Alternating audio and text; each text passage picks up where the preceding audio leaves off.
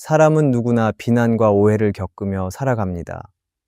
아무리 선한 마음으로 행동해도 누군가의 시선에는 다르게 비칠 때가 있습니다. 때로는 선의가 왜곡되고 진심이 오해받기도 합니다. 그럴 때 마음은 쉽게 상하고 억울함이 쌓여 하나님께조차 서운함을 느낄 수 있습니다. 그러나 그런 순간에도 우리가 잊지 말아야 할 것은 하나님이 모든 것을 보고 계신다는 사실입니다. 사람은 겉모습만 보지만 하나님은 우리의 중심을 보고 계십니다.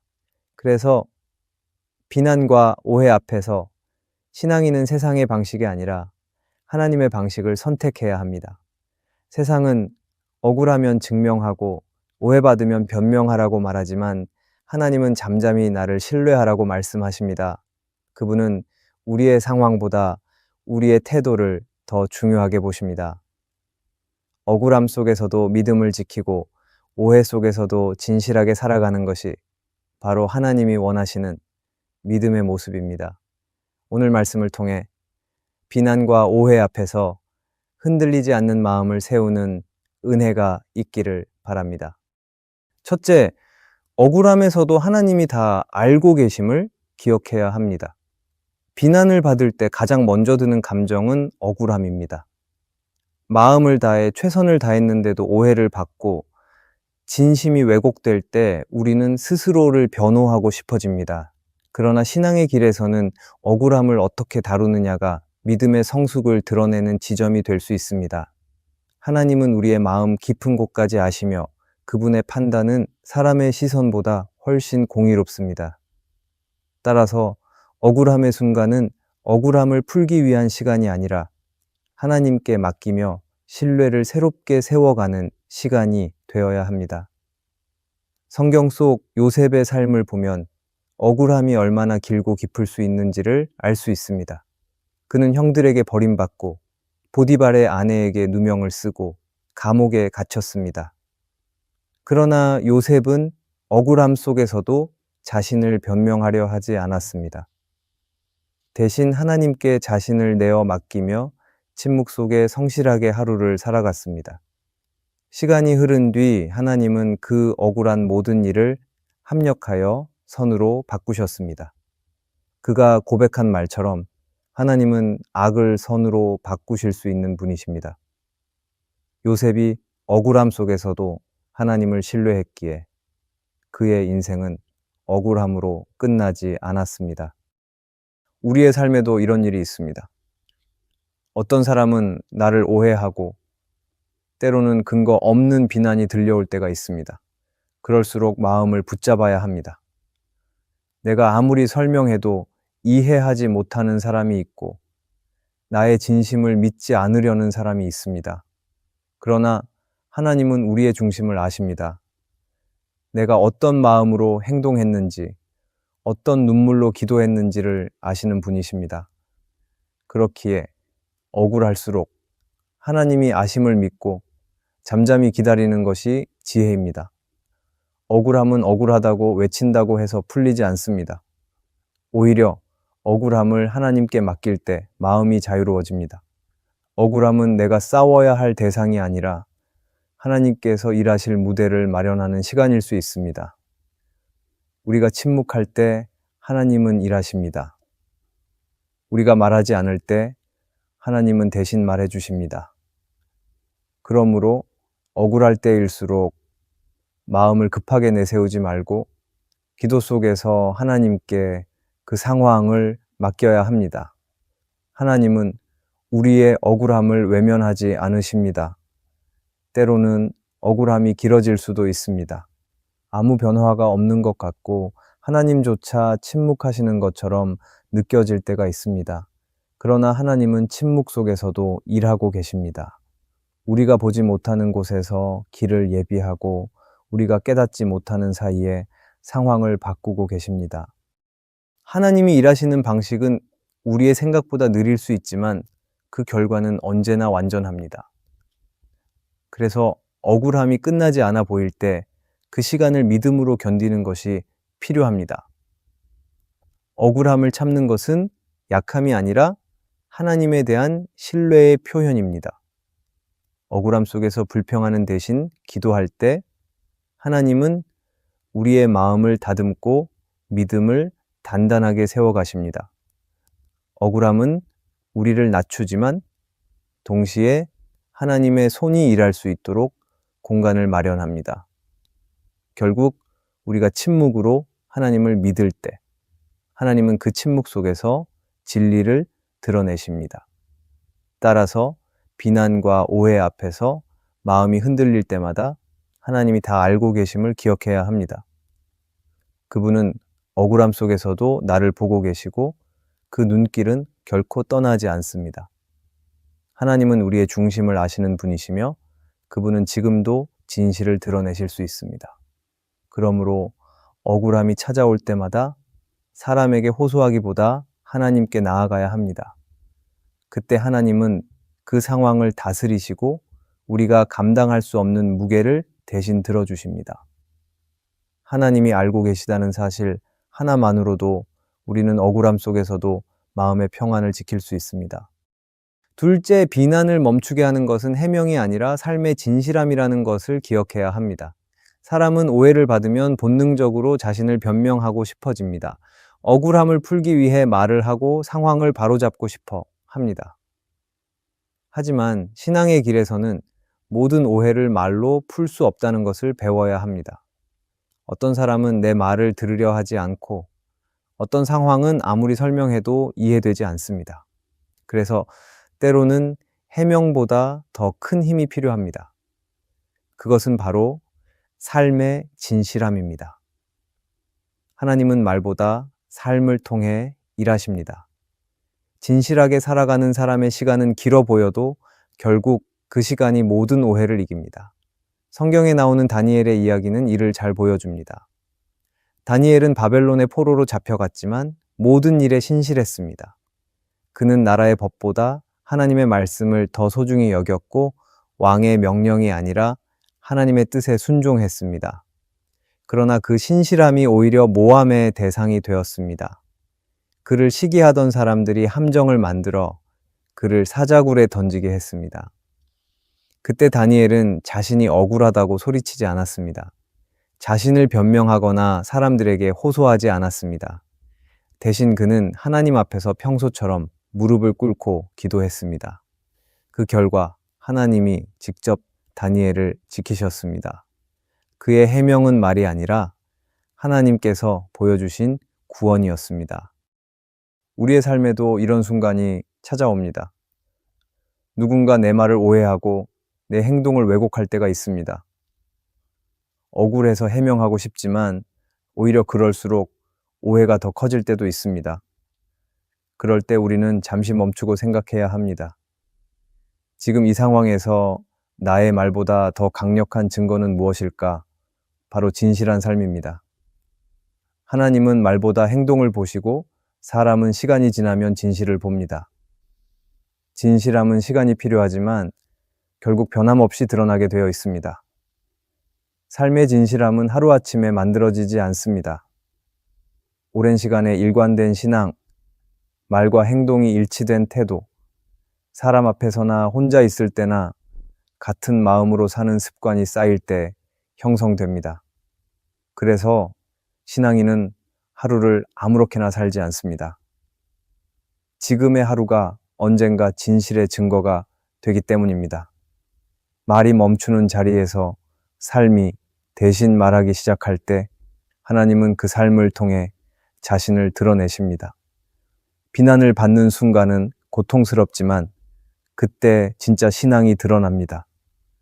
비난의 화로 대응하면 상처만 남고 변명으로 대응하면 진실이 흐려집니다. 그러나 침착하게 자신의 길을 걸으며 진실함을 지킬 때 하나님은 그 사람을 높이십니다.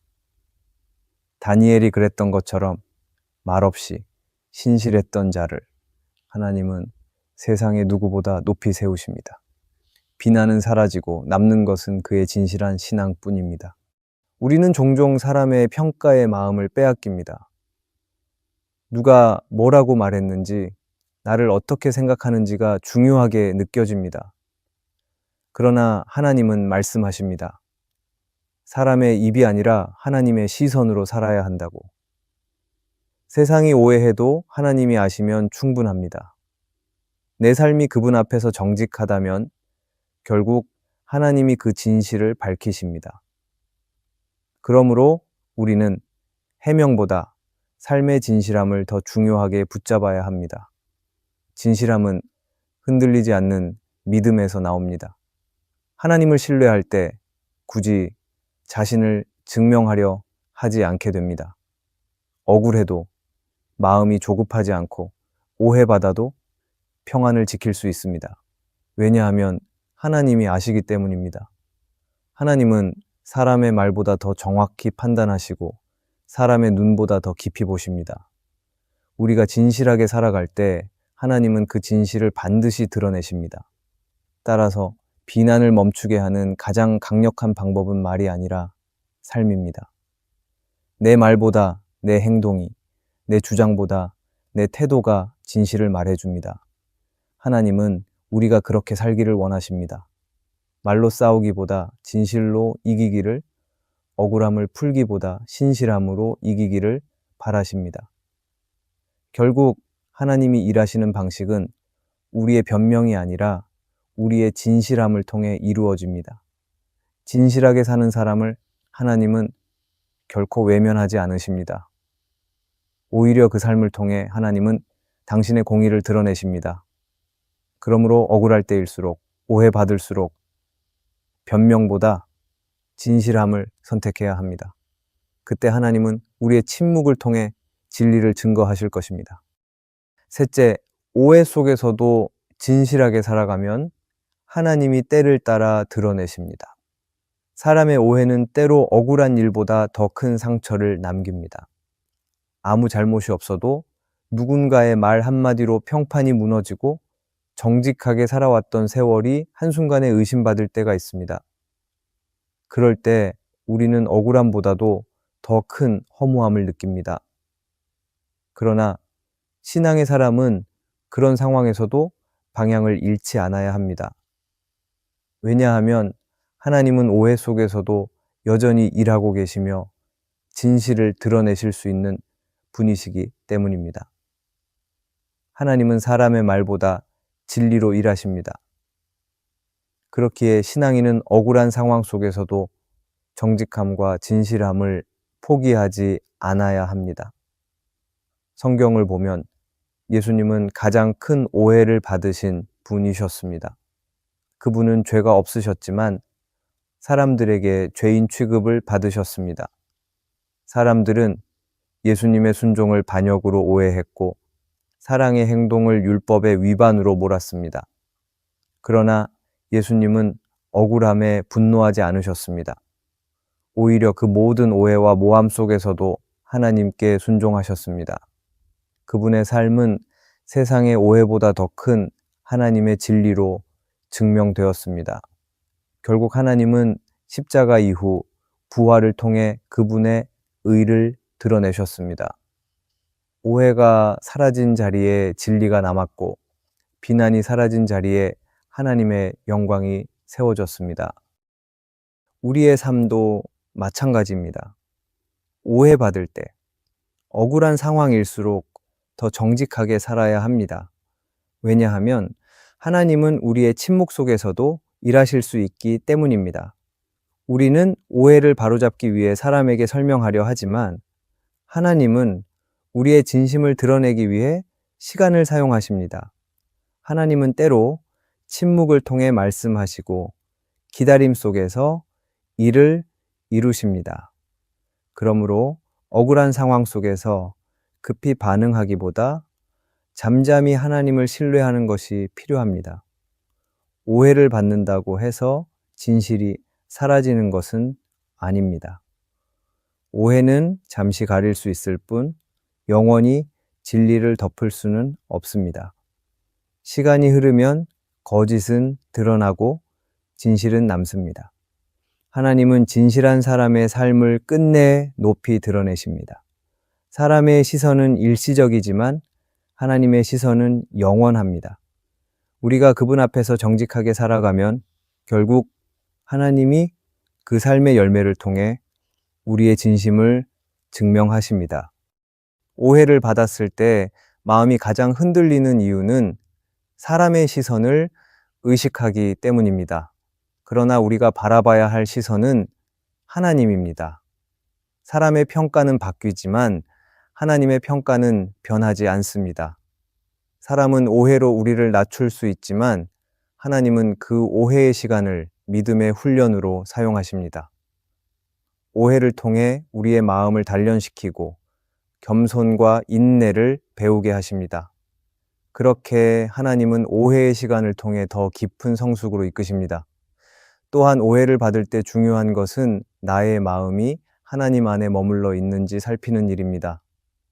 억울함이 쌓이면 불평이 나오고 상처가 커지면 냉소가 생깁니다. 그러나 그때 하나님께 나아가 마음을 맡기면 상처는 치유되고 마음은 새로워집니다. 하나님은 우리가 사람의 말에 흔들리지 않고 하나님의 말씀에 중심을 두기를 원하십니다. 오해 속에서 진실함을 지키는 것은 쉽지 않지만 그 시간을 통과한 사람은 더 깊은 믿음의 사람이 됩니다. 하나님은 우리가 억울함 속에서도 정직함을 지킬 때 반드시 그 삶을 통해 진리를 드러내십니다. 지금은 아무도 알아주지 않아도 언젠가 하나님이 그 길을 밝히십니다. 그래서 신앙인은 결과를 서두르지 않습니다. 오해를 받는 그 순간에도 하나님의 때를 기다리며 살아갑니다. 하나님은 결코 진실을 외면하지 않으십니다. 오히려 진실을 끝까지 지킨 자를 통해 하나님의 의를 세우십니다. 따라서 오해 속에서도 우리의 태도는 변하지 않아야 합니다. 다른 사람이 나를 어떻게 말하든 나는 하나님 앞에서 진실하게 살아야 합니다. 그것이 믿음의 사람의 길입니다. 하나님은 사람의 말보다 진리로 일하십니다. 진실은 시간이 지나면 드러나고 그때 하나님은 우리의 침묵과 인내를 통해 영광을 받으십니다.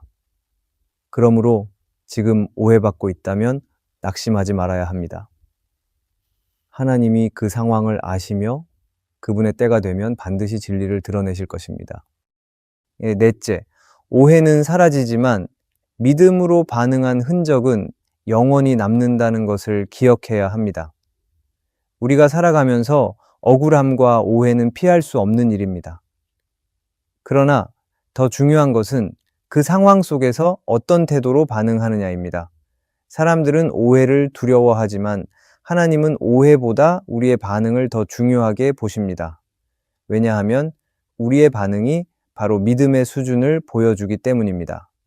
오해 속에서도 하나님을 신뢰하는 태도, 비난 속에서도 마음의 평안을 지키는 태도, 그것이 시간이 지나도 변하지 않는 믿음의 흔적이 됩니다. 팀 켈러는 탕부 하나님에서 믿음의 흔적은 말이 아니라 삶의 태도 속에 남는다고 말했습니다. 그는 고난의 순간에도 하나님을 의지하는 사람은 결국 하나님이 세우시는 증거가 된다고 했습니다. 이 말처럼 우리가 오해와 비난 속에서도 믿음으로 반응할 때 하나님은 그 태도를 통해 당신의 영광을 드러내십니다. 세상의 말은 사라지지만 하나님 앞에서 진실하게 산 사람의 삶은 사라지지 않습니다. 사람의 말은 쉽게 변하고 비난은 시간이 지나면 잊혀집니다. 그러나 믿음으로 반응한 태도는 하나님 앞에서 영원히 기록됩니다. 우리가 억울함 속에서도 하나님을 원망하지 않고 침묵으로 기도하며 견딜 때 하나님은 그 순간을 귀하게 기억하십니다. 마치 작은 씨앗이 땅속에서 보이지 않게 자라듯 믿음으로 보인 태도는 언젠가 열매로 드러납니다. 반면에 감정적으로 반응하고 분노로 대답하면 오히려 그 상황은 더 복잡해지고 마음의 평안은 사라집니다. 그래서 하나님은 우리에게 말씀하십니다. 악을 악으로 갚지 말고 선으로 악을 이기라고. 그 말씀은 단지 윤리적인 명령이 아니라 믿음의 본질을 가르치는 말씀입니다. 하나님은 우리가 오해 속에서도 평안을 지킬 수 있도록 도우십니다. 그것은 우리가 상황보다 하나님을 더 크게 보기 때문입니다. 오해를 받았을 때, 비난이 쏟아질 때, 우리의 시선이 사람에게 머물면 마음이 무너집니다. 그러나 시선을 하나님께 두면 그분이 내 마음을 붙잡아 주십니다. 우리가 사람의 인정보다 하나님의 인정을 구할 때 세상의 평가가 더 이상 우리를 흔들지 못합니다. 믿음의 사람은 결과보다 태도를 더 중요하게 여깁니다. 비난이 사라지는 것이 목표가 아니라 그 속에서도 하나님을 의지하는 마음을 지키는 것이 목적이 되어야 합니다. 하나님은 우리의 억울함을 다 알고 계십니다. 그러나 그분은 억울함보다 더 큰 것을 보고 계십니다. 바로 우리가 그 속에서 얼마나 하나님을 신뢰했는가입니다.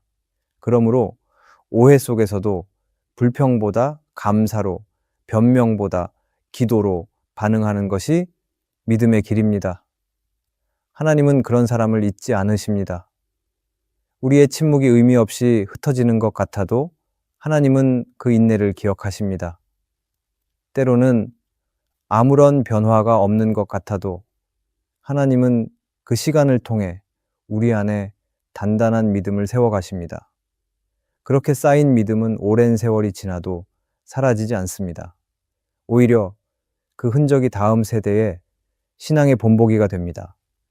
그러므로 우리는 오해와 비난 앞에서 두려워할 필요가 없습니다. 사람의 평가는 잠시지만 하나님의 평가는 영원합니다. 진실하게 반응한 사람은 언젠가 하나님의 손에 붙잡혀 세워집니다. 오해가 사라진 뒤에도 믿음으로 반응한 흔적은 하나님 앞에 남습니다. 그것이 바로 하나님이 기뻐하시는 신앙의 열매입니다. 따라서 오늘 우리의 선택이 중요합니다. 오해를 받을 때마다 감정적으로 반응할 것인지 아니면 믿음으로 반응할 것인지 말입니다. 감정의 반응은 순간을 지배하지만 믿음의 반응은 영원을 세웁니다. 오해는 언젠가 사라지지만 믿음의 흔적은 하나님 앞에서 빛날 것입니다. 그러므로 비난과 오해 앞에서도 마음을 지키십시오. 하나님은 그 마음을 귀하게 여기시고 그 믿음을 통하여 반드시 당신의 선하신 뜻을 이루실 것입니다. 비난과 오해는 누구에게나 찾아옵니다. 그러나 그 속에서도 믿음을 잃지 않는 사람은 결국 하나님께서 세우십니다. 사람의 평가는 잠시지만 하나님의 평가는 영원하기 때문입니다. 억울함 속에서도 하나님을 신뢰하고 오해 속에서도 마음을 지키는 이들에게 하나님은 결코 침묵하지 않으십니다. 오늘 이 말씀을 통해 우리의 반응이 믿음의 고백이 되기를 바랍니다. 하나님은 진실하게 걸어가는 이들의 발걸음을 결코 외면하지 않으십니다. 오늘의 말씀이 은혜가 되셨다면 댓글에 아멘이라고 적어주시면 감사하겠습니다. 여러분들이 남겨주시는 댓글은 정말 큰 힘이 됩니다.